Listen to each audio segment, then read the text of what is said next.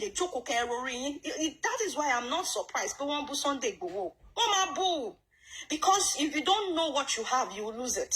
Ó dẹ̀ ti máa late ngbà yẹn kí bàbá kan jọ kan stay.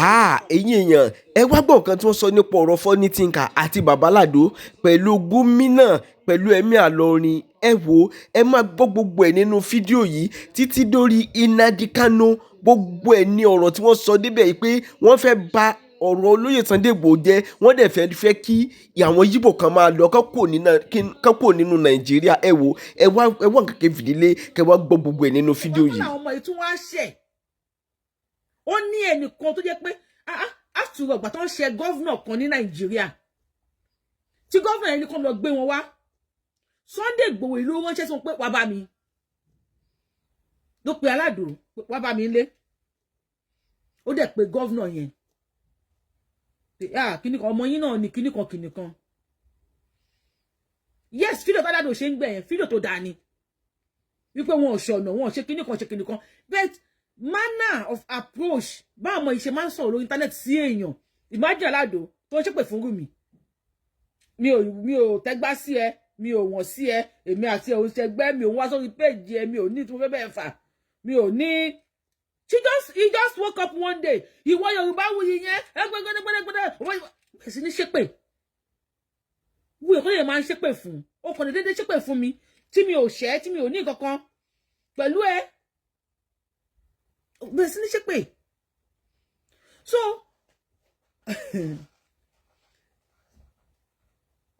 olóyè fẹ́ jí Funny Thinker gbé right nínú leak audio. Now let's see this. Nàìjíríà yẹn kò kí ń ṣe ìlú. Ẹ ká gbọ́ audio yẹn láàrin ìṣẹ́jú kan. Ẹ kú dédé àsìkò ẹ̀yìn alára wa. Ẹnìkan ló fi ohun sọwọ́ sí agbọn ìkùnfẹ̀rẹ̀ nìyí láìpẹ́ yìí. Ẹ dákun ẹja dọ̀rọ̀ ìgbóná. Pẹ̀lú Adébás àti Aládò àti Funny Thinker láàrin 24 hours. Ọgbọ́dọ̀ mú àwọn méjèèjì lọ́dọ̀ mi, délé ọ̀dọ̀ mi Ìbàdàn. Tó o bá mú ọ̀dọ̀ mi, wàláì mi tẹ̀ tí ì sọ pé kó tó lè ṣẹlẹ̀ láàrin mi àti ẹ. Àkọ́kọ́ náà bá ṣe bí ìṣe tè. Ní sùúrù Funny Thinker. Àwọn èèyàn sọ wípé olóyè ń threatening Funny Thinker. Ṣé bí àti ti gbọ́ ọ̀rọ̀ yẹn? Adébásì yẹn Aládò máa ń polówó Adébásì Motors kíníkan. Ọ̀rọ̀ tí wọ́n sọ yẹn bó ṣe dùn olóyè and again ẹnìkan tí wọ́n fi ẹjọ́ wọn sùn olóyè lára àwọn olóyè please these people Nigerians don't want fighting for. And I'm saying this on live show. Maintain your steez. Lórí Instagram tí mo ti wò comments tó wà ńbẹ̀ ó lé ní 3,000 comments. Sunday Igboho yẹn Sunday Igboho really Funny Thinker sọ ní Monday Igboho rà nísìn. People were laughing and people are laughing. You know, Nigerians don't want fighting for. All things always Sunday Igboho bá mọ̀. On ti jọ́ tó bá mọ̀ pé àwọn people yìí má sọ lórí show mi kí ni má sọ fi pé àwọn politicians Nigeria ò ní ṣe. Ìwọ tó bá ti follow mi lẹ́tẹ̀lẹ̀ mo má sọ lórí show mi. Má láwọn politicians in Nigeria wọ́n ò ní wọ náà. Because they study Nigerians. Who are they? Ta ni wọ́n? When you stand up for them, they will come against you. But when you punish them, they will love you. That is Nigerians. Tí no bá wà tó ní Nigerian government wọn ò lè wọná. Wọn ò lè wọná kankan kò sí àtọ́ fẹ́ fi jẹ́ yín tó fẹ́ fi wọná. Iná kí no fẹ́ wọ̀. They know who you guys are. Even video tí wọ́n ṣe tí wọ́n fi bú ẹnìkan tí mo fẹ́ dárúkọ nínú Nàìjíríà tó dẹ̀ jẹ́ alàgbà olóyè sẹ́ẹ̀lẹ̀ sí mi. Tí fídíò yẹn dọ́wọ́ onítọ̀hún. Tónítọ̀hún dẹ̀ ń bínú. Ẹnìyẹn ń bínú. Ó wá pe olóyè pé Sunday àwọn ọmọ ẹ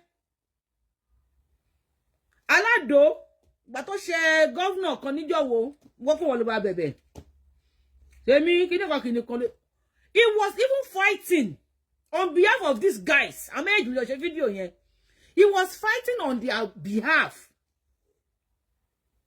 ló ṣe send voice sí Adekas yẹn audio wọn kò link Adekas yẹn ló send ẹ̀ sí wọn ẹ wá gbà tán ní on threatening kan lọ adopt ẹ̀ olóyè sọ níbẹ̀ yẹn pé tí wọn ò bá dọ́dọ̀ mi 24 hours Adekas mi ìmọ̀ nǹkan tó máa ṣẹlẹ̀ láàrin èmi àti ẹ àwọn èèyàn wá gbé wọ́n ní o kíní kan máa ṣẹlẹ̀ funny thing kíní kan bá ṣe mú Sunday Igboho dáadáa o until when olóyè knows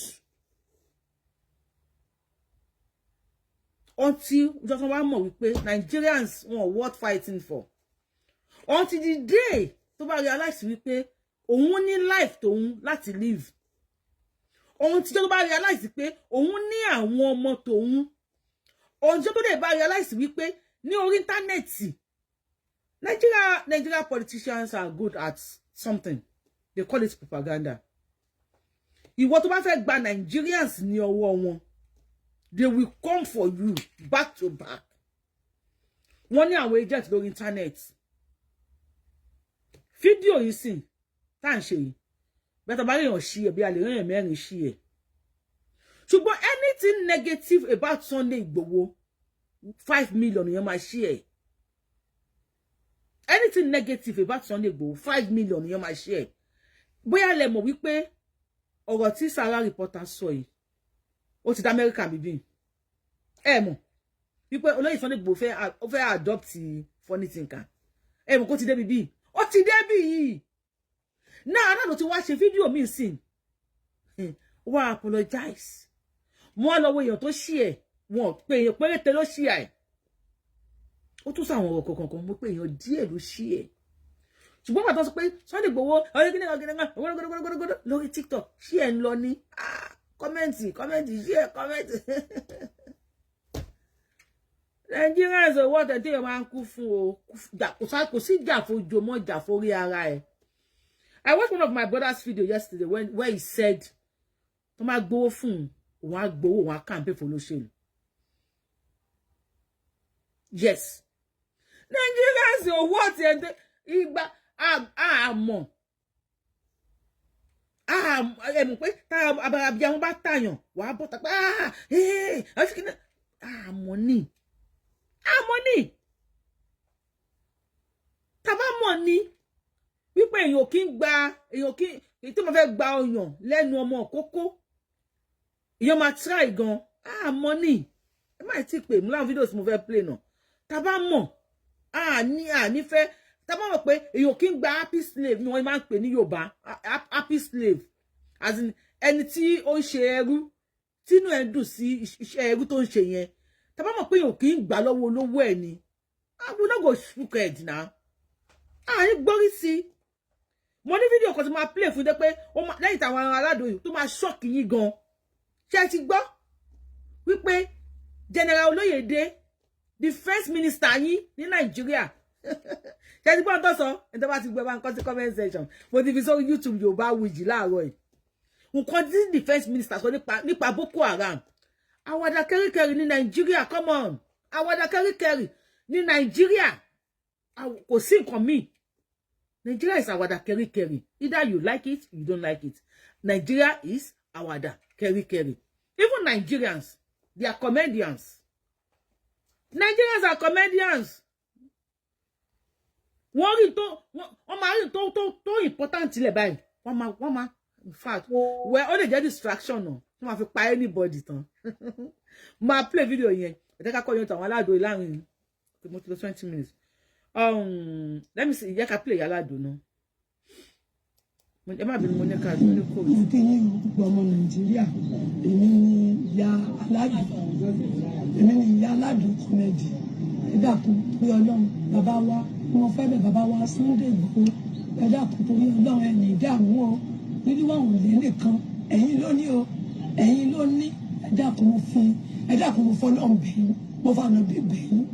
Mo fi kò ní abiyamọ bẹ̀yìn mo fọlá ọmọ méjèèjì tẹ mu lórí lọ́mú láyàyà yín mo fi bẹ̀yìn ẹ ṣàánú mi ẹ̀yin ló ní ìkùnlẹ̀ nìkan ẹ dákun ẹ bá ń dáríjì ẹ jọ orí ìkùnlẹ̀ mo wà yín ẹ̀mí dànù bàbá wa Sunday Igboho ẹ bá ń dáríjì ẹ jọ ọmọ àfikiri ìsòkè wò ni ọmọ àfikiri ìsòkè tọ́jú wàhálà ní fa wálé kò gbogbo wálé kò gbogbo wálé ìsòkè ní ẹ̀tọ́ wọn ẹ jọ bọ́ Sunday Igboho ìbá ti dọ́dọ̀ yín láàárọ̀ ìwọ́n lábùjá lẹ̀ wà ní ní ó jẹ́ kí n wá Alhaji Adébáyọ̀ ti wá gbé mi láàárọ̀ ìdájí wọ́n jí dọ́dọ̀ mi láàárọ̀ yìí ẹ dákun torí Ọlọ́run mo fọlọ́run bẹ̀ yín ni bàbá rẹ̀ gan bẹ́ẹ̀ bí títí ń gbọ̀n báyìí bàbá rẹ̀ 120 ní arúgbó bàbá rẹ̀ náà bá tẹ̀lé mi ẹjọ́ mo fọlọ́run bẹ̀ yín o mo fọlọ́run bẹ̀ yín o ẹ̀yin náà lẹ́wọ̀ o ẹ̀yin lẹ́wọ̀ aládùn ẹ̀yin bàbá rẹ̀ o ẹ̀yin ni mo bí fún o bàbá rẹ̀ ti dàgbà o ẹ dákun gbogbo tí ń ṣe pátápátá yìí ní sọ fún mi etí mi ìsí omi nǹkan yín kò ní dìbàjẹ́ láyéláyé.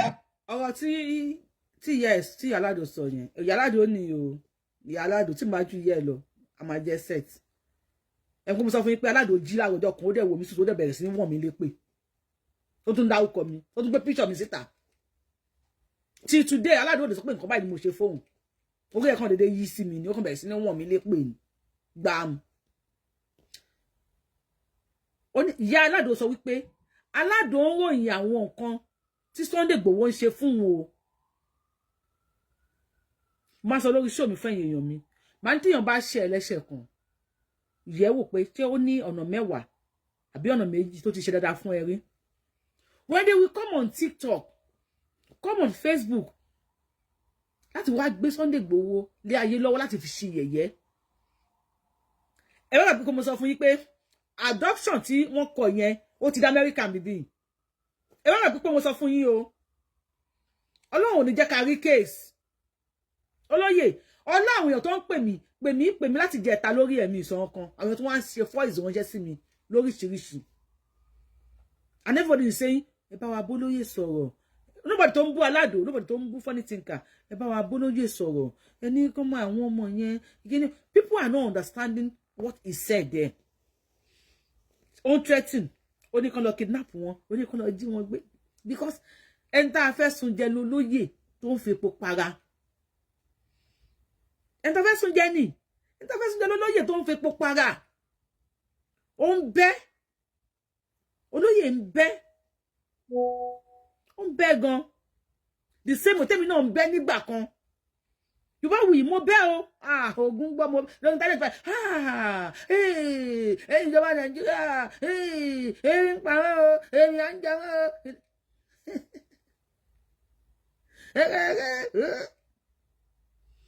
Mo ṣe nǹkan kan tó yẹ pé àwọn tó máa jẹ́ kinní nínú Yorùbá nation mo ṣe I am saying this for her mo ṣe nǹkan kan pé at this moment kinní kan ṣe wọ́n o ìgbà ń ṣe àwọn o owó ńlá ni mo fi ṣe yes at the end of the day mo wò báyìí pé àwọn people yìí kọ́ máa tọrọ 2k ó pè wọ́n bàbá máa tẹ olóyè sórí àtẹ fún gbogbo ayé wọ́n fi abduction sí orúkọ ẹ̀ wọn rántí kó ṣoore fún wọn rí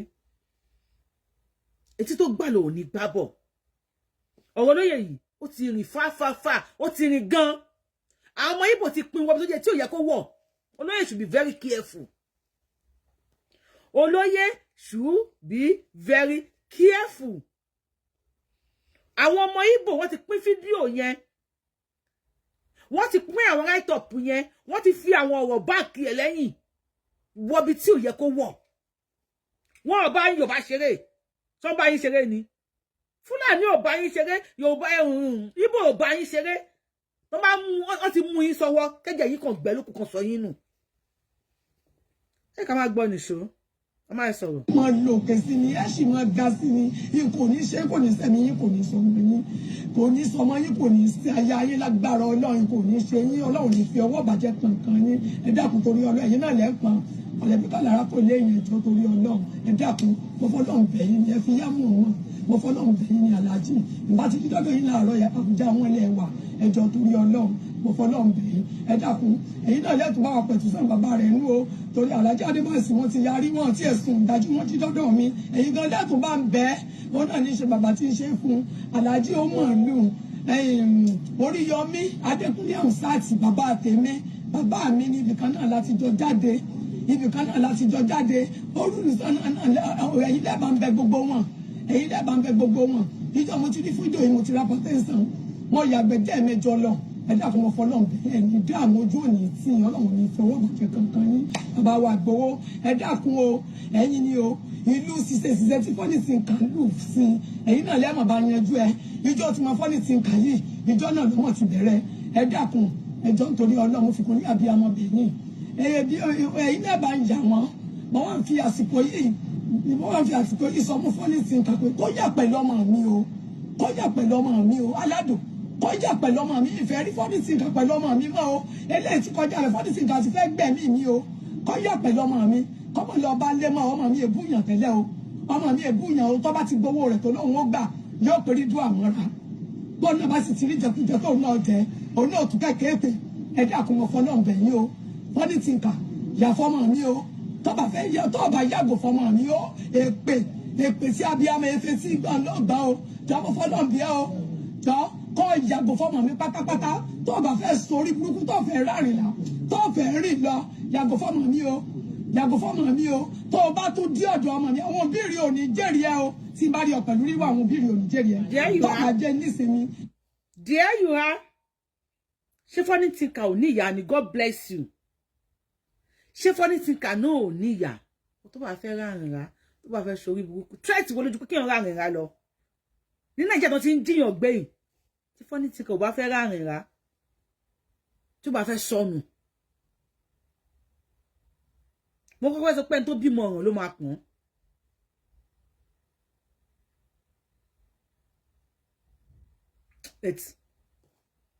òbí ìyá especially ìyá lára ọmọ ó lágbára kí ìyá Fọ́nìtì nǹkan náà wá bọ̀ tàbí kó náà wá máa rọ èpè fún Aládò tẹ bá gbọ́ voice dáadáa ìyá yìí ń sọ wípé olóyè ni mo bá wọn bẹ Aláàjì Onímàálù àti Adébás àwọn èèyàn ò rí nǹkan yẹn o wọn ò dẹ̀ bèrè pé kí ló ṣẹlẹ̀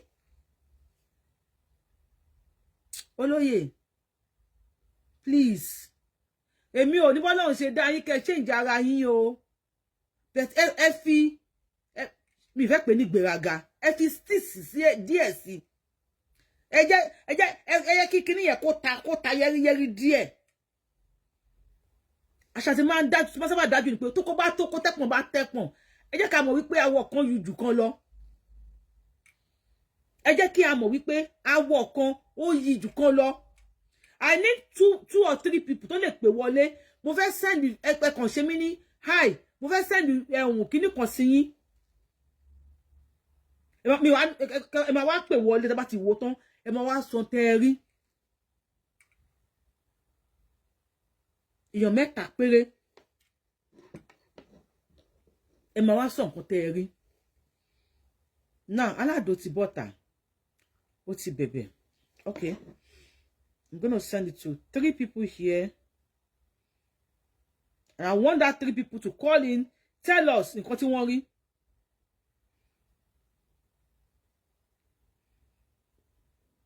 àwọn táwọn sọ pé à ń pariwo fún yẹn ẹ má pa wọn o ẹ fi wọ́n lẹ̀ olóyè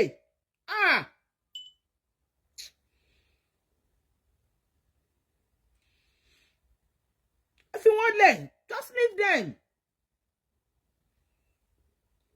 ọmọ agbẹ́yàn sọ ìyá tó dẹ̀ ìyá mi ìdẹ̀fẹ́ send alájà white mi ìdẹ̀fẹ́ send kìíní ìsìn o but I'm gonna say ẹ̀yin obìnrin mi fẹ́ ẹ̀yin obìnrin ẹ má ṣe mí ní high o gbogbo ẹ̀tẹ́jọ́ obìnrin lórí show ẹ má ṣe mí ní high àná ọkùnrin if you are not strong don't do high to me please.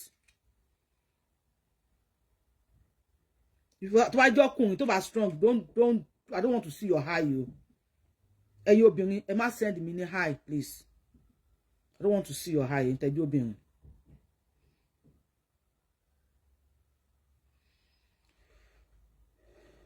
Let me quickly do this. Okay, phone. You're coming with phone. Ella can finish the speaker. Buy me a new solution. 40%. Connected to iPhone 5. Hello, sir. Ẹ ṣeun, sir. Yes, sir. Ẹ ṣé lórí ọ̀rọ̀ tẹ́ ń sọ nípa ti Sunday Igboho Sunday Igboho òun ṣe ohun kékeré àgbàlagbà ni ó dẹ̀ dùn mí nítorí pé ẹni tí èèyàn nífẹ̀ẹ́ ẹni tá a bá fẹ́ nílùú kì í dáre ọ̀rẹ́ tí Ìgbòho ní ó ti kò tó ọ̀tá tó ní nílẹ̀ Yorùbá. bẹ́ẹ̀ ni. ọ̀rẹ́ tí Ìgbòho ní kò tó ọ̀tá tó dùn mí UK mo wà á di mi mo sọ pé àdìta lórúkọ mi tí mo jẹ́ àtijọ́ ọ̀tọ̀ máa ń pè ìfúnni fọ́gàmù lẹ́kọ̀ọ̀kan. ọ̀rẹ́ tí Ìgbòho ní nílẹ̀ Yorùbá kò tó ọ̀tá tó ní ti pọ̀ jù. All this àwọn ọmọ tó ń kó mọ́ra yìí respect ààrẹ Ìgbòho please respect yourself. Respect yourself. Tó bá pè ní gbéraga jẹ́ kó pè ní gbéraga. Come on. Òní ni mo ní kí níyẹn àbálẹ̀ àná mo fẹ́ pe Kóìtì bíkọ́ máa ń bá Kóìtì máa ń bá Yẹmí sọ̀rọ̀ máa ń bá Kóìtì sọ̀rọ̀ ẹ tá a fẹ́ nílùú lọ́rọ̀ gbogbo kò ń dání. Ẹ fi sílẹ̀. ẹ tá a fẹ́ nílùú lọ́rọ̀ kò ń dání ọlọ́mọdé kí èṣù mú ọlọ́mọdé kí ìjọba wa ṣiṣẹ́. àwọn tí wọ́n ń sọ Ìgbòho tí wọ́n bá lọ ṣe nǹkan burúkú fún àwọn ọmọ orúkọ burúkú yẹn. báwo ló ṣe fẹ́ wọ̀n tí wọ́n lọ ṣe nǹkan tí àwọn ọmọ yẹn fọ́nìtì kan kò lásọ ní lórí ìkọ̀ fọ́nìtì kan ń sọmọ tó dáa. ó ní bóyá sọ̀rọ̀ tó rí Yọmí tó tọ́jú ẹ̀ orí Yọmí tó ṣe nǹkan tó dáa fún. tó fún lówó tó fún ní pẹ́ tó fún ní gbogbo nǹkan tó fún ní tó sọ̀pọ̀tì ẹ̀ ó ní bóyá ọ̀pọ̀ báyẹn bí nìkó lè máa sọ̀rọ̀ tó bá ti rí bẹ́ẹ̀ ìjẹ̀ṣà ní tìlú bá ti ń dún pamíkú ẹ̀sọ̀tọ̀ nìyẹn fi ń jó. ìlú tó bá ti ń dún pamíkú ẹ̀sọ̀tọ̀ nìyẹn. àwọn tó fẹ́ fọ oṣù púpọ̀ nílẹ̀ Yorùbá ju àwọn tó fẹ́ kó rìn lọ Ìgbòho ọ̀gá ọ̀sẹ̀ Ìbàdàn lájọ́ ń gbé mo sọ Ìbàdàn ní gbogbo láìfù ní Ìbàdàn jẹ́ ká nínú Ìbàdàn ní gbogbo tí wọ́n ń gbé mo ti wá kíláàsì pé Kóìtì lónìí mo ọwọ́ escape mind mi. ẹ ṣe bàbá mi fẹ́ kí n sọ di 2 minutes lẹ ṣe God bless you. God bless you sir. kó jọ torí Ọlọ́run. ẹ jọ èèyàn tó over 200 ló ń wo show èèyàn 35 ló tẹ thumb up ẹ bá wa tẹ thumb up lórí ẹ ẹ bá wa tẹ thumb up lórí show yìí ẹ bá wa share video yìí. Let me quickly call ara àwọn tí mo ti send kíní yẹn sí. Let me call ìyàwó ẹ. àwọn obìnrin àkọ́kọ́ tí mo send ẹ sí mi lè fẹ́ send ẹ sí obìnrin kankan. The other YouTube is rolling. Kí ló dé? Wọ́n ní YouTube mi roll. Kí ló ṣẹlẹ̀? Ẹni sùn torí Ọlọ́run.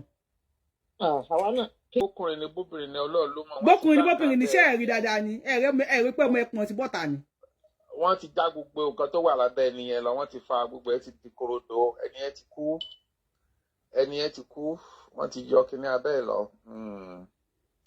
So kọ́lọ̀ ń ṣàánú wa. Ara nǹkan táwọn fèsì ní Nàìjíríà ni. Ẹ ṣeun sà. Mo fẹ́ pe ẹlòmíì. Mo fẹ́ èèyàn tó yẹ pé ó wo kíní yẹn dáadáa. Tó jọkùnrin. Bàbá wa yìí wọ́n fa abẹ́ èèyàn lọ kọ́ ilé ìṣẹ́ pé wọ́n fa abẹ́ èèyàn lọ. Kì í pọ́n fa abẹ́ èèyàn lọ ṣẹlẹ̀ mọ́ kí ó ṣèyẹn ṣẹlẹ̀ mọ́jú ní pọ́n fa abẹ́ èèyàn lọ. Hello bàbá wa kí la send sí yín. God bless you Mr. Idris. Kí la send sí yín. Yorubawuyi ayélàgbé original. Ẹ ní dààmú sà kí la send sí yín sà. Mo ń try picture ni mo ń try láti wò. Kò tiẹ̀ bí ọkùnrin ni bóbìnrin ni bí wọ́n bá tiẹ̀ jẹ́ níbi ìbásùn ni kò yé mi. Okay. Okay mo ti rí. Obìnrin ni. Obìnrin ni ta ni? Ó dára bá wa ẹ ṣé gan sà. Fún ẹ̀yin tí ẹ bá mọ̀ Mr. Idris tó ń kọ comment gan tá send sí wọn. Wọ́n láwọn ti rí fídíò yẹn. Wọ́n gbé olóòótọ́ sí ẹkùn èèyàn. Wọ́n dẹ̀ fífọ́. Wọ́n fọ́ ẹkùn kórópọ̀n méjèèjì wà ń tà. Báyọ̀ yẹn wá ò ṣe bọ́n ṣe pé àwọn ọmọ bí ọkùnrin ni bóbìnrin ṣe bẹ́ẹ̀ rí John Thomas ẹ̀ pé ó wà lórí ẹkùn yẹn. N tó ń ṣẹlẹ̀ nílẹ̀ Yorùbá nìyẹn. Sunday Igboho wá jáde pé ẹ má yẹ kékeré ní ìṣẹ̀lẹ̀ nílẹ̀ Yorùbá Yorùbáwùyí náà pariwo ẹ má yẹ kékeré. Àwa rò bóyá bàjẹ́ ń sọ yẹn àwọn tá à ń jí yẹn a rí wọn bí ẹni wípé wọ́n fẹ́ kúrò nínú nǹkan tó ń ṣẹlẹ̀ sí wọn. No wrong na ẹ má bínú o èèyàn ọmọ ìbátan sọ pé kẹjọ o ẹ jí lójú oorun o ẹ má bínú torí èmi apologize sí yín èmi Yorubawuyi mo apologize ìgbà tí mi ò mọ̀ wípé ẹ fẹ́ràn kan tí àwọn olóṣèlú ń ṣe fún yín ìgbà yẹn ni mò ń pariwo ìgbà tí mo lérò pé ẹ mọ̀ definitely ẹ mọ̀ ẹ dẹ̀ like ẹ mọ̀ ẹ dẹ̀ like so kí là ń dara wa láàmú fún bàbá tó kọ́kọ́ sọ̀rọ̀ yẹn wọ́n ní kó lóye lọ mọ̀ wípé ọ̀tá tó ní ilẹ̀ Yorùbá ó pọ̀ ju ọ̀rẹ́ tó ní lọ. Táwọn tá ń parẹ́ we better go sit down one place. We just better go sit down for one place. Ẹ yẹ kí n pè yàn mẹ́ta. Kì í ṣe àwọn tá ti send ẹ̀ sí ọbẹ̀ àwọn tó kàn ti pé tẹ́lẹ̀. Don't send me message on my phone pé it's very bad. Ẹ má send message to me. Tẹ́ bá fẹ́ kọ ẹ lọ kọ sí comment section. Mr. Idris ni Kolumba ko comment lórí YouTube látẹ̀kọ́. I'm not sending it to anybody again. Tó bá ẹni tí mo bá send ẹ̀ sí. Ẹ jẹ́ káwọn èèyàn rí ní comment section capin ni. Ẹ bá gbóhùn sókè. Ẹ kálẹ́ mà. Ẹ kú dédé àsìkò yìí sà. Ẹ kú ètò. Ẹ ra mà. Mo kí yín púpọ̀. Ṣé rí lọ́rọ̀ aládùn. Àbí ẹ jẹ́ kó gbé lọ́rọ̀ olóyè. Ọlọ́run bá lọ́rọ̀ ẹ̀mí wọn. Ọlọ́run bá ṣàánú wọn. Kí mo fi ṣẹlẹ̀ sọ wọn. Ẹ jẹ́ kí mo pè yín níjọ́ kan báyìí. Báwo kó bóyá bí Baba, 2 minutes, sir. 2 minutes, Ṣé sir. rí ibi tí olóyè Sunday Igboho ibi tí ọkàn wọn clean dé. Tí ẹran bá fẹ́ wọnú ilé wọn, ẹran ò ní kan ilẹ̀kùn tí ó fi wọnú ilé wọn. Èmi lọ síbẹ̀ ni ibi tí wọ́n clean dé mo lọ síbẹ̀. Kọ́ àwọn mo lè send fọ́tò tí mo yà ń bẹ̀ mo lè send ẹ̀ sí yín. Mo lọ sí Ìbàdàn jọ́ náà ni mo wá lọ sí èmi ni mo fẹ́ get ìgbé wọ̀ ẹ́. Kódà mo rí wọn jọ́ náà àwọn ní àwọn ń lọ sí program kan. Bí ẹran bá wọnú ilé wọn kò ní kan ilẹ̀kùn tí ó fi wọnú ilé. Ní pé ṣe rí àwọn aládùn bóyá tọ́rọ́kọ́pọ̀ tí wọ́n rí ni àwọn bọ́ọ̀ yẹn kò serious kò ṣe ọmọ gidi. Kódà ìmọ̀ yìí pé ẹ lè sọ̀rọ̀ rẹ̀ torí. Mo ń gbọ́ yín. Torí níjọ́ kan báyìí náà mo ti rí bó ṣe ta sí nígbà kan báyìí náà ó ti fẹ́ tó bí ọdún méjì. Tó ń ṣe ìpè burúkú.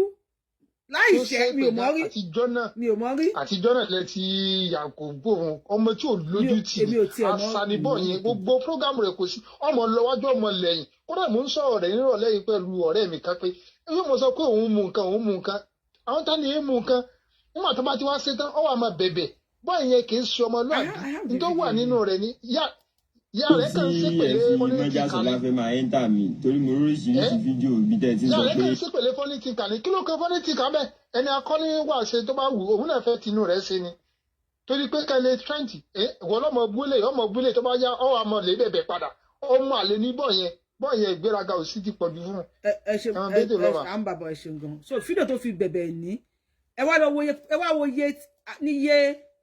iye views ti fídíò yìí ní let's play it.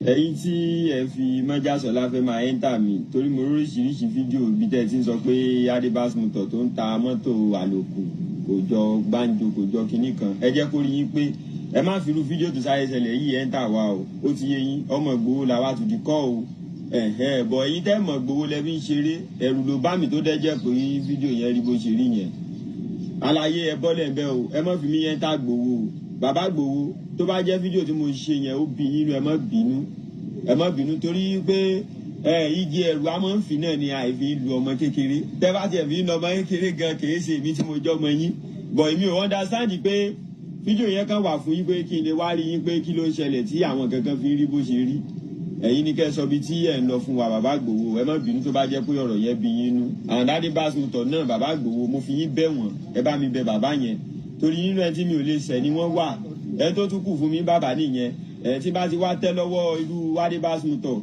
ṣe mọ̀ pé ọ̀rọ̀ yẹn ó ti lọ fà àǹfààní yín lèmi fẹ́ jẹ o èmi ò fẹ́ rí wàhálà yín o kẹ̀dẹ̀ bá mi báwọn èèyàn yín náà sọ̀rọ̀ àgbogbo àwọn tí wọ́n bá fẹ́ mọ̀ lọ abẹ́nú yẹn láti ẹ́ńtà Ìgbòho èmi ìsọ̀tà Ìgbòho o mi ìdẹ́ ìsẹ̀ntẹ́ lè sponsor against Ìgbòho bàbá Ìgbòho ẹ má bínú lára kan tó ń dùn mí àwọn èèyàn ń gbówó wá fún mi láti ṣe iṣẹ́ against APC yìí ìdẹ́ lè ṣerú nǹkan báyẹn láyéláyé àwọn tó dẹ̀ ń jọ ní APC gan ní gbogbo Lagos State yẹn wọ́n ṣiṣẹ́ tó wa fún bàbá Tinubu àwa gangan lọ́mọ Tinubu so ẹjọ́ nítorí Ọlọ́run ẹ̀ ní dáàmú ẹ má bínú torí Ọlọ́run torí ànàbí Muhammad sallallahu alaihi wasallam ẹ̀gbọ́n mi náà wà ń bí so ẹjọ́ nítorí Ọlọ́run full house alómilámùdà gbé fún wa kó gbẹ tó ń dáwé alómilámù ọmọ Ìgbòho ìfẹ́ sójú wọn ni.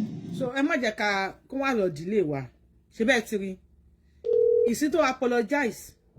Ṣé àwọn ọmọ Igbo tó máa apology yìí sìn? Tó máa tender lọ síbi tí wọ́n gbé ọ̀rọ̀ ta kọ́kọ́ lọ. He's demanding for his adoption. Ẹ bá gbọ́ sókè bá mi ìyá mi. Ṣé rí àwọn Nigerians? Ó yá ká kú jáwọ́ lọ́rọ̀ wọn kọ́ máa pa wọ́n lọ ní ọ̀rọ̀ wọn bá dé báyìí. Àwọn yúùtù yìí gbà tí ò ti ṣiṣẹ́ lọ́ṣẹ́ ń disgrace olóyè. Bí akọ́lóyè má jẹ́ kókó já lọ. Disgrace yẹn ti pọ̀ jù. And the make ti bẹ̀rẹ̀ pẹ̀lú ẹ̀ báyìí àwọn tó bá ní ìdí ẹ̀ àwọn tó pé wọ́n ti hate ẹ̀ ọmọ wa post ẹ̀. Like me. Mo rántí Babaalado bú yín ìgbà yẹn náà. Ló máa ń ṣe àwọn ọmọ yìí. Dèní kò lè sọ pé kíní kan ni mo ṣe fóun ní òǹdọ́dún ẹ̀. Àwọn ọmọ wa tún wà àwọn ọmọ tàbí sí lóyìnbó gan wọ́n tún ní respect ju àwọn tó wà Naija lọ. Bẹ́ẹ̀ni. Ọmọ mi first born mi aunty is 25 years old. Ó ń ṣiṣẹ́. Wọ́n bí rẹ̀ kò lè kọ́ síwájú mi. Kọ́ńtàtì bọ́sẹ̀ èmi gan tí mo jẹ́ yẹ tó yẹ pé mo wà ní ọkọ o. Mo sì ní ìyá àti bàbá tájọ́ ń gbé l'Amẹ́ríkà o. Distance mi lé wa o. Wọ́n bí mi rẹ̀ mi lè kọ́ mi lè sọ̀rọ̀ òdì níwájú àwọn parents mi. Ẹ bá àwọn òbí tó bí yín báwọn òbí yín ṣe tọ́ yín nìyẹn. Àwọn tó bímọ tó jù sí títì. Báwo ni fọ́kọ́ mọ́ ṣe ṣe? Nígbà tí mo tiẹ̀ tí wọ́n rí ìyá aládò, mo ní it's finished. It's finished yo, wàláì. Bàbá ẹ̀ 120. Finish ni Ọlọ́run. Bàbá 120. Mo wá rí ìyá mo ní finish. Wàláì finish ni. He's a finish ni o. Mo ní finish. Ogun gbọ́ finish. Ẹ ṣeun. Ẹ jọ̀ọ́ ní ojú ẹ tó bá ti lè bá wa mute kó drop ara ká tó drop ẹ̀. Rashida tó bá lè bá wa mute ẹ drop ara yín ká tó drop yín o. Ráyè lórí page yìí o. Tó bá ti lè bá wa mute kó wa drop ara ká tó drop ẹ ni. Ẹ bá wa gbóhùn sókè sà. Orí fọ́tò yẹn ó bá is disheartening. Sherry, wọ́n dẹ̀ máa sọ kí nìkan wọ́n ní if God gives you a second chance pé ẹ má ṣe mistake àkọ́kọ́. Victoria ẹ bá wa mute o. Ṣé ẹ ń gbọ́ mi náà? À ń gbọ́ yín. Ẹ fẹ́ drop àwọn èèyàn fún mute ní tọ́lọ̀ bá fún yẹn ní ààyè kejì àṣìṣe àkọ́kọ́ kọ́mọ̀tù jẹ́ kó tún ṣẹlẹ̀ sí ilé kejì. Kí olóyè kó fúnra rẹ̀ ní gap. Tẹ́ ń bá sọ pé ó proud, yes, ó proud. Ó proud ni Yorùbá nation tá ń ṣe. Mi ò sínú platform kankan pé platform ẹ̀dá platform kan lẹ̀ ẹ wá jọ ń sọ̀rọ̀ kíní kan lábẹ́lẹ̀ mi ò lọ́rẹ̀ẹ́ mo class ara mi gan. Èmi ò nice o mi ò nice rárá. Kò yẹ kó tiẹ̀ sún mọ́ àwọn yẹn rárá. Ìwù gan ní mílíkì gbogbo wọn fẹ́ sọ pé wọ́n mọ ìbọn gbé tó wọ́n sì ní wọ́n ní kálukú ní level. That's bad. Èèyàn ń sọ pé ẹ kúrò nínú ìyà. Ẹ sọ pé inú ìyà yẹn gangan lè fẹ́ kú sí ẹlẹ́kẹ̀kan fún wọn. Ọ̀rọ̀ tó lóye Sunday Igboho sọ ṣé threat wà ń bẹ̀? Threat wo ni? Ṣé káwọn ọmọ yìí yọjú sí mi? Lágbájá gbogbo kankan pa ẹ́ o fẹ́ kó rí mi lẹ́gùn ní 24 hours. Ìtú ìsìn pé ó expect bí kìíní ẹ̀ bó ṣe ń bọ̀nù ní heart ẹ̀ tó pé and tí ó dẹ̀ sọ fún yẹn ó ìsìn pé ó show closeness ni pé kò fẹ́ jẹ́ kí àwọn nǹkan míì kó tó wọ̀ láàrin kó tó ní kó ń gbọ́ nǹkan tí bọ̀ yẹn sọ. Ó fẹ́ close gap yẹn very fast ni. Èmi ò rí nǹkan kò sí threat nínú nǹkan tó sọ yẹn náà. Tó ẹ̀mí mo máa ń ṣe show yìí live ẹ̀ tẹ́ bá nífẹ̀ẹ́ olóye ẹ̀ bá wa kọ sí comment section. He should distance himself. Pátápátá. Complete gap. Kó fi gap kalẹ̀. Complete gap. Ó tiẹ̀ ṣe mé. Kí ló dé? Ó pọ̀ fún àrísí olóye o. Ó pọ̀ fún àrísí yín o. Ó pọ̀ fún àrísí yín o. Ẹ ṣe gan. Ṣe ẹ̀ mọ̀ kẹ́lẹ́ èmi aṣọ kìíní kan ni pé bóyá kẹ́yìn ẹ̀yin tẹ́ gbogbo ẹ̀yẹ tó sún ẹ̀ ṣe nǹkan. I called him this morning. Ẹ̀fọ́ náà bẹ̀ ó jẹ́ kọ́kọ́ kúrò nù náà. Ó kẹ́ kúrò nù. Èmi ò lè pàṣẹ yẹn ní dààmú bàbá mi.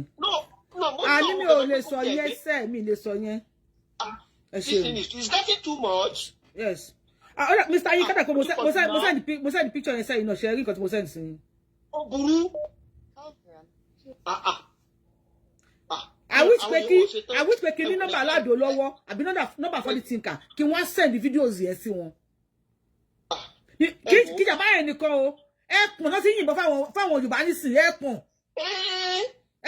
náà ti yìnbọn fáwọn Yorùbá nísìn ẹ̀pọ̀n ń fọ kókó pọ̀n ó ń bọ̀ tẹ́lẹ̀ bí ẹyin báyìí ni. Kọ́lọ̀ gbà wá o. Olóyè should just comment and still say for now. They will respect you later. Wọ́n padà mọ̀ nǹkan tó ń ṣe padà respect yẹ. Hello. Bá a gbọ́n sókè sá. Ẹ kú ètò. Ajọ́ ṣètò ní sá o. Ṣé ti ń gbọ́ mi? Obìnrin ni mí. À ń gbọ́ yín màámi ẹ má bínú torí Ọlọ́run. Àwọn àgbà náà pòwe. Wọ́n ní tí kú ilé ò bá pa. Ẹ pọ̀n, mo fọlọ́run bá búra. Ṣé rí àwọn bọ́ìsì méjì yẹn? Wọ́n fẹ́ lò wọ́n gẹ́gẹ́ bí irinṣẹ́ burúkú fún olóyè Sunday Igboho ni. Nígbà tán bá wà ní kọ̀rọ̀ pẹ̀lú àwọn tó ń rán wọn níṣẹ́, ọ̀rọ̀ míì náà ń sọ o. Gbogbo ẹ̀bẹ̀ ṣuaṣua tí aládùn àtìyá ẹ̀ wá ń bẹ̀ yẹn wà láì mi ò rí sí. Kọ́nà mọ́mọ́mọ́ ẹ̀ wọlé kó bọ́mọ ẹ̀ sọ̀rọ̀ gidi níbi tọ́mọ ti ń gbọ́. Kólóyè Sunday Igboho wà yìí kó wá fèsì ibi tó ń lọ. Kó dé sára rẹ̀. Ẹ má bínú màámi ẹ má sọ̀rọ̀ yín nìṣó. Kó jẹ́ kí ọmọ tó ń pè ní aládùn yẹn kó jìnnà sí rere àti ọmọ tó ń pè ní funny thinker yẹn kó jìnnà sí wọn rere. Èrò pọ̀ lẹ̀ fún olóyè Sunday Igboho. Ẹ gbọ́ gbólóhùn kan tí aládùn pè ní. Ó ní wọ́n ń gbowó wá fún òun o wípé kóun bá APC ìjà. Ẹ̀yin èèyàn ẹ̀ rí sí point yẹn. Ṣé sì ń ṣó expect pé kólóyè Igboho gbowó tiẹ̀ wá ní àbí kí ló ń rò tó fi sọ̀rọ̀ ọ̀rọ̀ yẹn tó mi múrú point yẹn jáde. Màámi bó lè wí ẹ níbi tó ní nǹkan gbé sí ò dáa. Olóyè is too loose. Sunday Igboho is too loose. Mo ti ń bá wọn wí sẹ́ẹ̀. Before you go be my friend, you go try. Sí àwọn ọmọ méjèèjì yẹn kó má jẹ́ pé ara àwọn ọmọ méjèèjì yẹn bàbá mi Ìbàdàn ló mọ̀ òmọ láìpò òun lọ́rọ̀ aládùn yẹn. Àyínípadà ó wà lọ́wọ́ ẹ̀. Aládùn nìkan màmí ṣẹ́rí aládùn nìkan kan tó máa fún ní 1 minute òun fẹ́ aládùn fọ́nì tìkà àwọn yẹn àwọn kàn ṣe comedy they need money.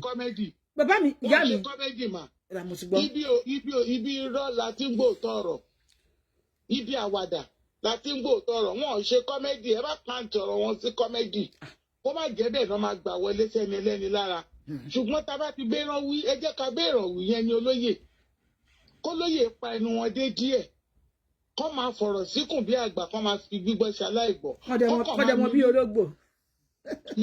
kọ́kàn máa mirí sọ̀rọ̀ tán bá sọ.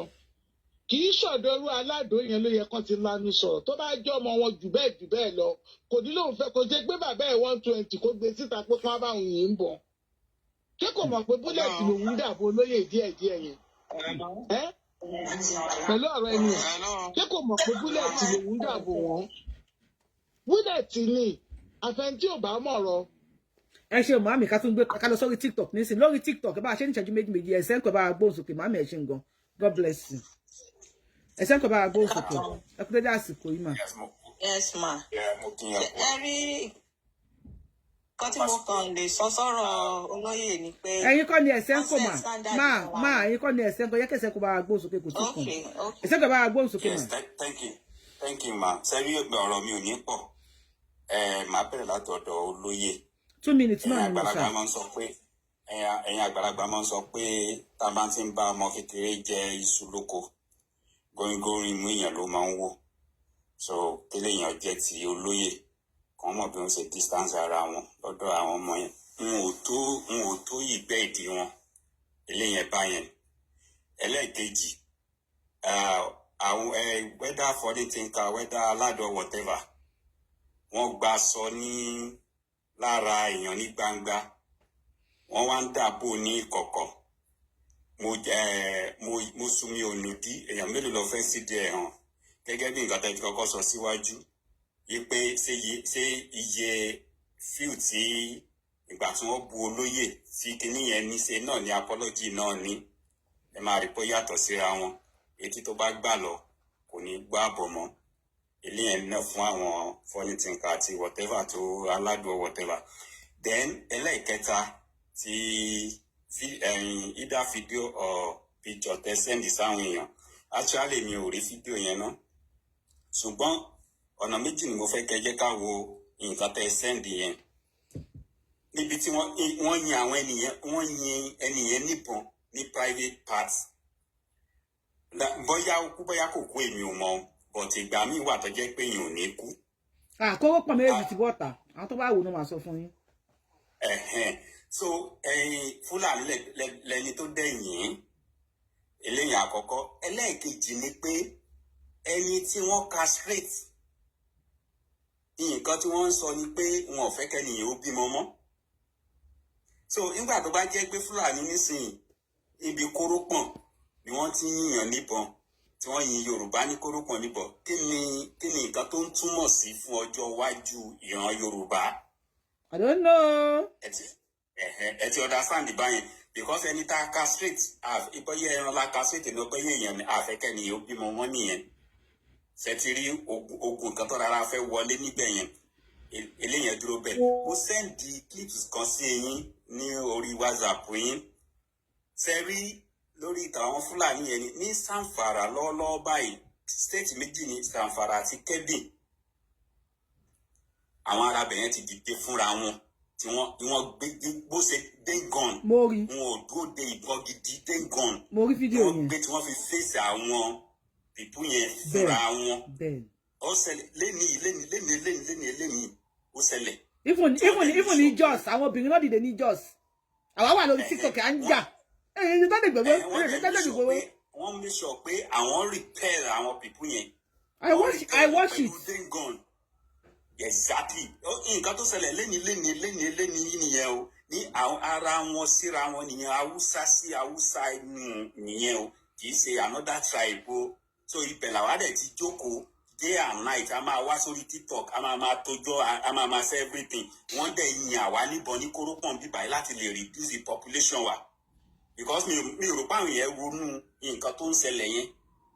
Ẹni tá a ti fọ́ ní kórópọ̀n tó lè bímọ mọ́ ni. Tó bá wà live. Ó ti ẹ̀kú ni àwọn méjì gan ni àwọn méjì ẹ̀pọ̀ náà and again má kan survive tó yẹ pé ó ní iṣẹ́ lára. Mo play show yẹn ní bí i 2 months ago màá ti wá fídíò yẹn ibi ẹ̀pọ̀ náà ti yin òun náà níbọn ó lápò níṣẹ́ lára kò wọ òun lára ẹ̀tàn méjèèjì lè wọ́n já kórópọ̀n wọn síta kórópọ̀n ti yíyan níbọn nísìn. ọ̀rọ̀ àwọn èyí tí mo ní mo send sí yẹn lé nìyẹn mà n ò dóde order from anybody kó tó di pé àwọn aráàlú dìde tí wọ́n gbé ìbọn tí wọ́n fi sáwọn. Àwọn Haúsá ni wọ́n dìde against Fúlàní pípa àwa Yorùbá wa ò ní ìdíyẹn. Sunday Igboho ti yàgbẹ́, Sunday Igboho ti tọ̀ táwa ní ìdíyẹn. A ní ìdí ká monetize page wa ká wá rówó gbà. Ọlọ́jẹ́ ká fẹ̀mí náwó yẹn ló kù báyìí. Ẹ ṣe mọ àbáwá ká tún kí ẹni tó wà láyé ló lókè òkè ọ̀hún ẹ má wọrí. Ẹ ṣe gan-an. Tọ́lì ẹ bá gbóhùn sókè mà. Tọ́lì dé bá gbóhùn sókè ní ìṣẹ́jú méjì mà. A ní fídíò tá fẹ́ play nípa general Nigeria. Okay ma. Ẹ̀rọ mà. Ẹ ṣe mà. Ọlọ́run á máa fún yín ṣe. Ẹ ṣe mà. Nǹkan tí mo kàn fẹ́ sọ náà ju pé kí olóyè Sunday Igboho ṣe rí ngbà mí èèyàn máa wò ó pé mi ìfẹ́ ṣe A mi ìfẹ́ ṣe B. Kọ́ má rí pé mo ní ìgbéraga. Ó bẹ́tà kan ní ìgbéraga. Mo like ìgbéraga yẹn kú. Ó bẹ́tà kan kéèyàn ní ìgbéraga kéèyàn lè ráyé gbé. Èèyàn lè please everybody. Gbogbo èèyàn kan lèèyàn lè tẹ́ lọ́rùn. And number 2, ṣe rí àwọn ọmọ content creator tán kó rọra yẹn. Owó tán rírí tán bá gbé fáwọn yẹn, wọ́n á gbà bọ̀dẹ̀ fún wọn. Kán sún sẹ́yìn fún wọn. Ẹni tí ò rí 5 million naira rí tán kàn ju 5 million naira sí. Apàyẹ ẹ má jẹ ntàn yín ẹni tí ò rí 10 million naira rí tán bá fún 10 million òun ló máa sọ bí tán máa rìn sí. Yes elébi ni gbogbo ó lébi làwọn ọmọ méjèèjì yẹn tó kó lóye sún sẹ́yìn fún wọn pátápátá kán tilẹ̀kùn wọn kó jẹ́ káwọn èèyàn máa fíìlì fọ́ọ̀mù kan tó rí wọn olóyè fẹ́ náìsì ni. No, èèyàn lè táyé lọ́rùn. Olóyè fẹ́ náìsì ó dá kéèyàn náìsì. Èèyàn lè táyé lọ́rùn. Èèyàn lè táyé lọ́rùn. Kán jẹ́ káwọn èèyàn máa sọ fún Ìgbòho tí wọ́n ní ìgbéraga ó bẹ́tà. ẹ ṣe gan ẹ̀yin ẹ bá wa mute ẹ tó ń tó fẹ́ receive call ẹ ṣe gan ó dàrọ̀ mà ẹ ṣe mà ẹ ṣe mà ó dàrọ̀ mà tó bá ti pè ní tẹ́ bá gbé a máa pẹ̀lú mi Mr. Champion ẹ bá wa gbóhùn sókè Mr. Champion ṣe wà ń bẹ̀ ẹ kú kalẹ̀ yá mi ẹ káàbọ̀ ẹ bá wa gbóhùn sókè sà. Àkọ́kọ́ nǹkan tí fẹ́ sọ ni pé ṣé olóyè Sunday Igboho ní adviser kankan rárá wọn níyàn tó jẹ́ pé adviser gidi lára wọn ni. I don't know. Ó dàbí ní pé àwọn fúnra wọn take decision nǹkan tó bá kọ́ wọn náà ṣe àwọn ọ̀rọ̀ kan wà tó yẹ kó máa sọ tó ń sọ. ọ̀rọ̀ tó ń sọ nínú ọ̀rọ̀ tó lóye sọ nínú show yìí nínú interplay tó pọ̀ jù pé ọmọ kan ṣẹ̀ mí mo wá rí pé ọmọ tó ṣẹ̀ mí yìí o àwọn ó súnmọ́ ẹnìkan bí ẹ̀gbọ́n fàbí bí bàbá fún gẹ́gẹ́ bí ìyá èsì sọ pé ọmọ yẹn bí bàbá ló pé jẹ́ ká ọmọ yẹn wá rí mi nílé nísìnyí o. Nǹkan tèmi ń sọ ni wípé kò yẹ kí báwo lé ọdún yẹn ṣe jáde síta. Olóyè ṣe wọ́n sẹ̀dí ẹ̀ síyàn wọ́n sẹ̀dẹ̀ sẹ́ni yẹn ni kò kí ṣe pé bóyá wọn kì í ṣe hidden audio kì í ṣe nǹkan tó private bínú ṣe fídíò pé àìlú adékàs tọ́kọ́ àmọ̀ yẹn kọ́ rí mi lẹ́sìn òkọ́ àmọ̀ yẹn wá bá mi nísìn ọ̀rẹ́ ìsìn èmi àti ẹ mi mọ̀ kó tó máa ṣẹlẹ̀ láàrin èmi àti ẹ o everybody lè sọ nǹkan tó sọ yẹn but now àwọn news wá gbé news gbé sí pọ́nà kidnap wọn wá ẹyẹ kí n gbé jáde bí news ṣe sọ. àwọn Igbo ló spread ẹ bẹ́ẹ̀. ó ní na Sunday Igboho orders abduction of TikToker Funny Thinker who vowed support for Peter Obi. Now they are now saying nítorí pé who support Peter Obi. Wọ́n ti tọ́ lọ́yẹ̀ síta o. Wọ́n ti ta síta gan. Yorùbá ẹ ṣe gan ṣàtìwọ́. Kùdùsì fún yín o. Ẹyọ ọmọ Yorùbá. Kùdù Ramoni fún yín. Sọdíkì fún yín pàápàá. Gbogbo ọmọ Yorùbá. Tó bá wọn lóye kó gbọ́. Èmi Yorubawuyi. Alẹ́ tí mo bá rí show máa ṣe. Tó bá dẹ̀ sí show. Mo bẹ̀lẹ̀ ń go ní jẹ́ kẹ́kọ́ bá mi. Nǹkan tí máa sọ lórí olóyè ni wípé kán ṣọ́ra wọn gidi gan. Mo fẹ́ kẹ́ lọ́wọ́ sórí Asari Dokubo ẹ lọ́wọ́ sórí ẹ̀ Asari Dokubo ọmọ Niger Delta ni nígbà tá Asari ní problem gbà ẹ̀ tó wọ́n mú tó ń ṣe gbègbà tó padà dé kẹ́ ẹ tó lè rí Asari wà lápẹ́ fẹ́ rí president ni. Yes. Ó yẹ kó lóye Sunday Igboho package ara wọn ebi tó le dé Asari Dokubo ẹ lè rí ẹ tún wá gbọ́n kankan. Asari Dokubo kò ní spokesperson fúnra rẹ̀ ó sì ṣe fídíò kan níbi àná ló máa ń bọ́ social tó wá fẹ́ sọ̀rọ̀ ó máa bọ́ social media á dẹ̀ ti gba advice lọ́dọ̀ wọn tiẹ̀ kó tó bọ́ social media kó tó sọ̀rọ̀ kí olóyè Sunday Igboho gbà tí mo rí wọn gbà tán dé yẹn ó yẹ kó fúnra wọn ní respect kí ajá tẹran gbogbo àwọn tó lọ ń kí wọ́n lé yẹn ọ̀tá wà nù wọn o ọ̀tá wà nù wọn ìgbàgbé ìyá mi o. ẹ ṣe kásáré gbé kọ́ ìṣẹ́jú méjì sà. àti bọ̀bọ̀ yẹn òun ni mo fẹ́ sọ sí. Tẹ́lí ẹ̀yin náà ti sọ síwájú pé gbogbo ẹni tó bá ti fi ojú àánú sí lójú nǹkan tó máa ń gbé wọn nìyẹn. Bíbélì sọ pé Bible said love your neighbor like yourself ni kò ní love your neighbor more than yourself. Olóyè is doing too much. He's loving people too much. Aládò ló ń ti bọ̀bọ̀ yẹn. Èmi ò mẹ́tọ́ ń tira wọn o. Ṣé wá rí nǹkan tí mo gbọ́ nínú voice note tó sẹ́yìn? Ṣé rí kéèyàn bá ń bẹ̀bẹ̀? Kéèyàn bá ń bẹ̀bẹ̀? Wà á mọ ṣé rí ẹ ti sọ pé gbóńkálùkù ṣe mọ ọ̀rọ̀ gbé kalẹ̀ ọ̀tọ̀ọ̀tọ̀ ní ṣé rí Aládò òun bẹ̀bẹ̀ pé kéèyàn tó ṣẹ̀ kó má bínú òkè ìwọ kọ́ ló ní o ṣẹ̀ ìwọ náà ló tún wá sọ pé ní ẹ̀yìn Ìbàdàn ni wọ́n bí yín sí jagunjagun ní ẹ̀yìn ò kì í rí kinní kan kẹ́yìn sáfógun ṣé òkè ẹ̀bẹ̀ ló á bẹ̀rẹ̀ sìn. Bàbá mi kólóyè kó kíláàsì rẹ̀ mi ìtọ́jú bẹ́ẹ̀ yẹn lọ sà. Kó kíláàsì rẹ̀ ẹ ṣe gbọ́ sà. Bàbá Funny Thinker yẹn mo ṣáà mọ̀ pé. Àní ẹ má bá àwọn ọmọ yẹn wí ẹ bá ti yín gangan wí kó ṣe rárá tí yín gangan ní kẹ́ bá wí wá ti stíìsì díẹ̀ sí stíìsì díẹ̀ bàtí mo yẹ̀dẹ́ ní Yorùbá nation bá mi ẹ̀ ní sùúrù mo yẹ̀dẹ́ ní Yorùbá nation tẹ́lẹ̀ bá ń ṣe show má pè síbẹ̀ tọ́n bá ṣe show má pè síbẹ̀ táwọn ilé bá ń jà má pè wọ́n lẹ́yìn ẹjọ́ má jẹ́ kájà àtọ́ ti di pé mo ti gbà abẹ́ ya wèrè rí ni I package everybody mo dà wọ́n sínú garbage ó bá pè mí mo ti gbé call náà tó bá lè gbé call rẹ̀ ẹ kí lẹ fẹ́ wà má jẹ́ kó mọ̀ wípé sínú category kan náà ẹrú máa mọ rẹ̀ lẹ́rú these people they are happy slaves they are happy slaves that you cannot take them out of where they are the way tí wọ́n fi ń disgrace olóyè Sunday Igboho lórí internet ti pọ̀ jù àwọn ẹ bá mi bó sókè bàbá mi ẹ̀ ní dààmú. nìkan jọ ẹkú ìjẹ́ èdè Ọlọ́run wà pẹ̀lú yín. àṣẹ Èdùmàrè. ṣé rí ẹ mọ̀ pé mo sọ̀rọ̀ kan lánàá pé tí Ìgbòho kó kíyèsára gan o mi ní gba aládùúrà kó jẹ́ pé ó ṣe níyì tó ó má jẹ́ pé bẹ́ẹ̀ làwọn ọ̀tá máa padà wá jálulẹ̀ tó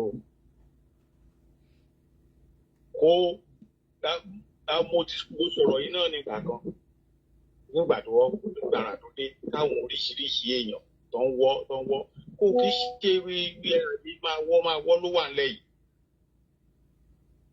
ó ní kálukú jókòó láàyè ara ẹ̀ kò kí tẹ́ ṣerú àwọn tẹ́ ń dárúkọ yóò tẹ̀ ń rìn mí lára. sí Sunday Igboho kó má rí dínkù ara ẹ̀ o. wọ́n fẹ́ láìsí ni olóyè is a nice man. bóyá òun fẹ́ ní èrò lẹ́yìn. He's a nice man. Ọlọ́run ti fún lérò lẹ́yìn. ṣé gbogbo ọ̀pọ̀lọpọ̀ àwọn tó ń sọ̀pọ̀tì ẹ̀ nídìí ṣé wọn pọ̀ ju àwọn tó wà nílẹ̀ Yorùbá yìí lọ ni.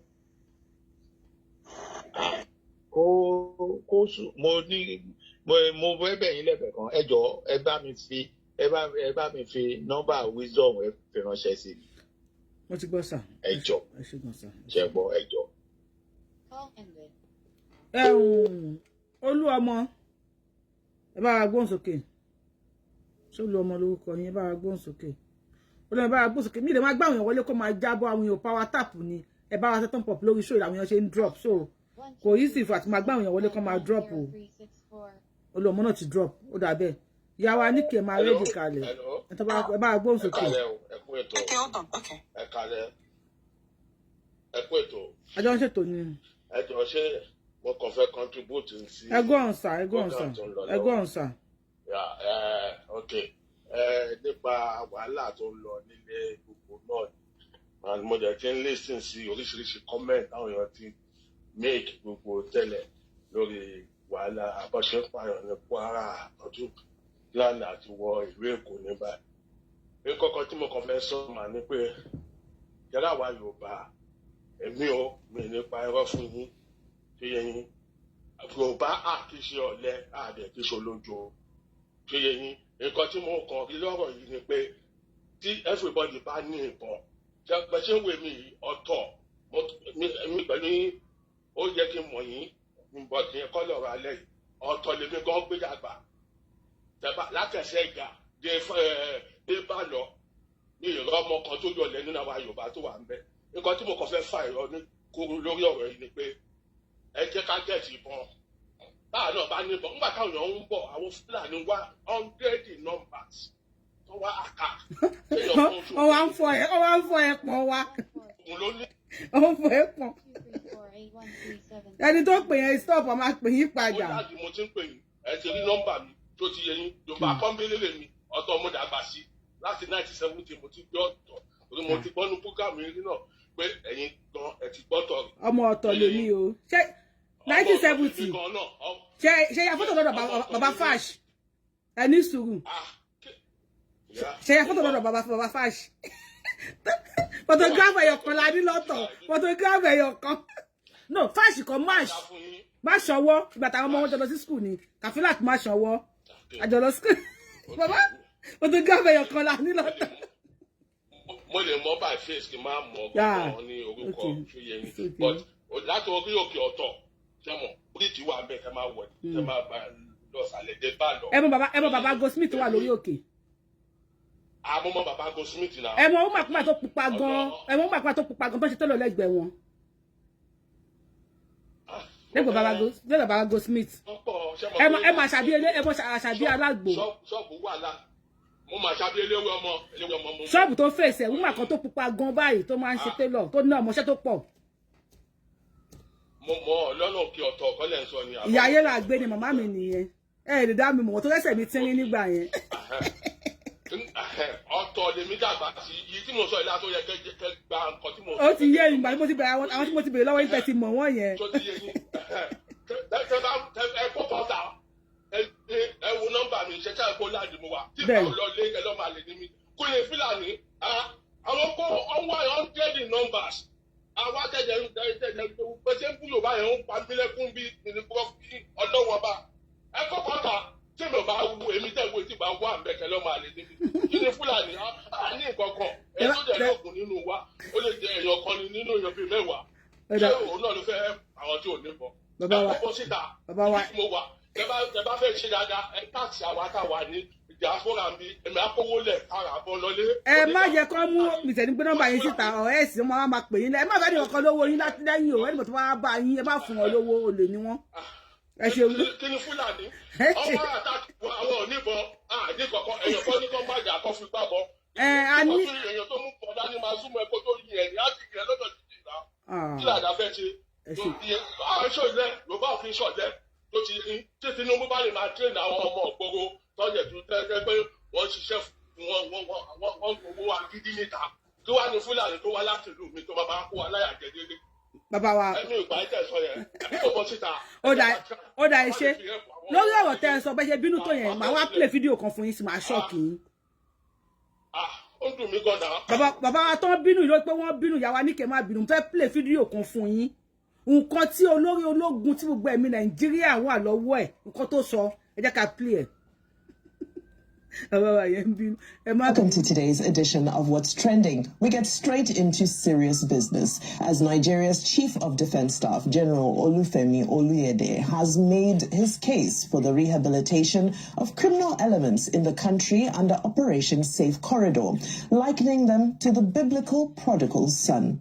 Operation Safe Corridor is a program launched in 2015 that offers Boko Haram defectors a pathway to reintegrate into society and become responsible citizens. Speaking at the Armed Forces inaugural lecture for the newly established Joint Doctrine and Warfare Center at the Nigerian Army Conference Center in Abuja, the defense chief made the argument that most terrorists are Nigerian and so must not be discarded from society.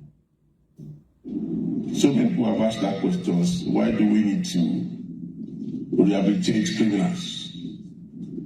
They all should be killed. Because they kill people. Nigerian and so must not be. Mo máa gbéra mi sí bí kékeré ni o. Kẹ́ni bá wojú àwọn army tó wà níbẹ̀, àwọn navy tó wà níbẹ̀ yẹn. Kanu lè bá meet lórí TikTok yẹn kan drop ara wọn jàre. Kẹ́ni bá wojú àwọn yẹn. Ọ̀gágun tí wọ́n gbé ẹ̀mí gbogbo Nàìjíríà lé lọ́wọ́. General Olóyèdé. Wọ́n ní kó máa pa àwọn Boko Haram. Wọ́n ní they are Nigerians now. Wọ́n ní ọ̀rọ̀ wọn dàbí ọ̀rọ̀ ọmọ onínàkúnà nínú Bíbélì ni kí la fẹ́ pa wọ́n fún. Wọ́n ní kí la fẹ́ pa wọ́n fún. Wọ́n ní ọmọ Nàìjíríà ni wọ́n. Ọ̀rọ̀ wọn kàn dàbí ọ̀rọ̀ àwọn ọmọ onínàkúnà nínú Bíbélì ni ẹ jẹ́ á kó wọn mọ́ra. Ẹ jẹ́ á fà wọn mọ́ra. Ẹ jẹ́ á kó wọn wọlé.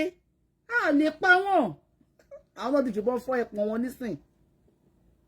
Ìyàwó yẹn á lọ fẹ́ ọkọ mi. Ìyàwó mi dẹ̀kẹ̀ ló lè má fọkọ mi. Àwọn ọmọ yẹn ò ní bàbá mọ́. So justice tó máa ṣe fún àwọn tí wọ́n fọ́ ẹpọ̀n wọn. Lóye Sunday Igboho, respect yourself. Yes, we should respect ourselves. Àtàǹtà pé Yorùbá nation. Ẹ jẹ́ ká respect ara wa. Ẹ jẹ́ ká respect ara wa. Ọ̀gágun ló sọ̀rọ̀ yìí. Ọ̀gágun tẹ́tẹ́ tọ́lẹ̀sà. Wọ́n ní kí la fẹ́ máa kó wọn mọ́ra fún, kí la fẹ́ máa pa wọn, kí la fẹ́ máa pa wọn fún. Lọ́mọ Nàìjíríà ni wọ́n. Wọ́n máa fi ìbọn fọ́ ẹkùn ẹ̀, tó fi ìbọn fọ́ orí ẹ̀. So tí wọ́n ti Nàìjíríà ní pé kí Nàìjíríà fà wọ́n mọ́ra. Nàìjíríà champion mo mọ̀ pé wà ń bẹ̀ yẹn o. Ẹ̀yin APC champion mo mọ̀ pé wà ń bẹ̀ yẹn. Wọ́n ní ẹ kó wọn mọ́ra o. Ẹ fà wọ́n mọ́ra, fà wọ́n mọ́ra, fà wọ́n. ìyá mi ni èmi ò ṣe ìṣe ọ̀tẹ̀. ẹ̀yin tó bá fẹ́ wẹ̀ máa bọ̀ lórí YouTube ẹ máa bọ̀ lórí YouTube Yorubawuyi ẹ̀yin tó bá lórí TikTok ẹ máa bọ̀ lórí YouTube Yorubawuyi ká tó máa pín ẹ lọ ẹ máa bọ̀ lórí. fàwọn mọ́ra Sunday Igboho ti yàgbẹ́ Sunday Igboho ti tọ̀ wọ́n tó bá pa yín tán kò sí ta fẹ́ kódà ẹ fẹ́ gbọ́ wọ́n ti bọ́jẹ̀tì orí ibú owó wọ́n ti bọ́jẹ̀tì ẹ̀ kalẹ̀ tó máa fún wọn lẹ́yìn tó bá pa yín tán lẹ́yìn tó máa pa yín tán bàbá yìí mo ti pè é tẹ́lẹ̀ wọ́n ti bọ́jẹ̀tì orí ibú owó kalẹ̀ fún wo kùdùsì fún yín o Nàìjíríà àwọn ọ̀dà kẹ́ríkẹ́rí ní yín ẹ bẹ̀rẹ̀ sí ní bá Sunday Igboho jà ẹ bẹ̀rẹ̀ sí ní Sunday Igboho ẹ bẹ̀rẹ̀ kìíní kan àwọn ṣe bẹ́yẹn ń ta Sunday Igboho tí ń ṣètà yẹn tí Nnamdi Kanu ní kó lọ pa Tinubu tó ní kó lọ pa Sanwó-Olú tí àwọn Ìgbò wọ́n daṣọ bò wọn ò gbé síta wọ́n daṣọ bò mọ́lẹ̀ àwọn Yorùbá náà bá wọn daṣọ bò Sunday Igboho ti yín ẹ ti yàgbẹ́ ẹ ti tọ́ ẹ bẹ̀rẹ̀ sí ní ìbúrú ẹ bẹ̀rẹ̀ sí ní bu petrol sínú yẹn ẹ má wọ́rì ojú yín máa bo Chief of Staff ẹ sọ̀rọ̀ jàre bàbá wa. Discarded from society. Some people have asked that question, why do we need to rehabilitate criminals? They all should be killed. Because they kill people. Well, that will make sense.